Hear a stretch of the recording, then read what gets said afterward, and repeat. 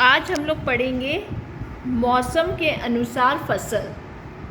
मौसम के अनुसार फसल कितनी प्रकार की होती है? 3 प्रकार की। खरीफ फसल, रबी की फसल और जायद की फसलें। अब हम लोग देखते हैं कि उस समय में कौन कौन सी फसल आती है। खरीफ की फसल में आती है धान, मूंग, ज्वार, बाजरा, मक्का, उड़द, गन्ना, कपास, तंबाकू, जूट आदि। जो खरीफ की फसलें होती हैं वो कब उगाई जाती हैं? कब उसकी बुआई होती है खरीफ की फसलों की? क्या लिखा हुआ है? कब उसको बोया जाता है खरीफ की फसलों को? जुलाई और अगस्त में, जब वर्षा ऋतु आती है।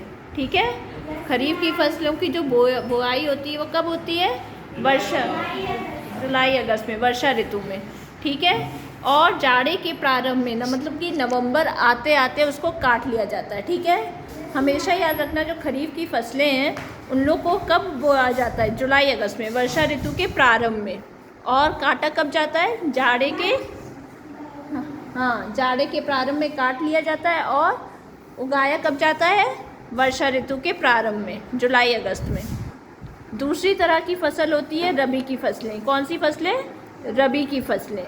अब रबी की फसलें का एग्जाम्पल क्या क्या है? गेहूँ, जौ, चना, मटर, अलसी, अरहर, राई, सरसों, आलू।